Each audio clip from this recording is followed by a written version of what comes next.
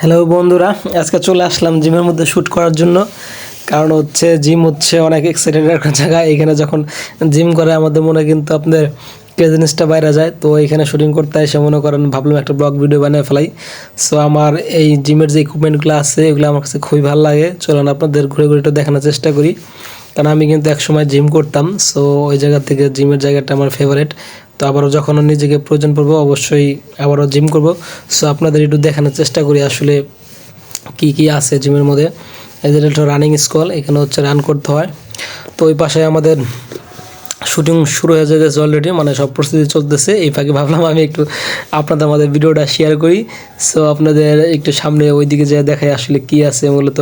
মানে জিমের এনভায়রনমেন্টটা কিন্তু একটা ক্রেজি ভাব চলে আসে। কারণ আমার কাছে দেখেন যে মানে প্রত্যেকটা ইকুইপমেন্ট মানে আলাদা আলাদা জিম। এই যে একজন বডি বিল্ডার, সে ভিডিও করে দেখে তাকিয়ে আসছিল।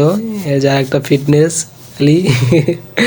এই যে আমাদের ক্যামেরা ইকুইপমেন্ট ছেলে ব্যায়াম করতে যে অবস্থা খারাপ। সো মনে করেন জিমের মুহূর্তটা অনেক সুন্দর ছিল, যে ভাবলাম একটু ক্যাপচার করে আপনাদের মাঝে শেয়ার করি।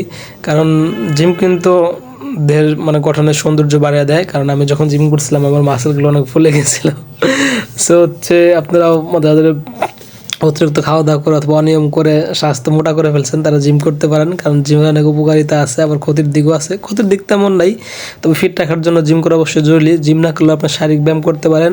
সো এইভাবে মনে করেন আসলে আপনাদের যতটুকু সম্ভব দেখানোর চেষ্টা করলাম। তো আল্লাহ হাফেজ, সবাই ভালো থাকবেন, সুস্থ থাকবেন।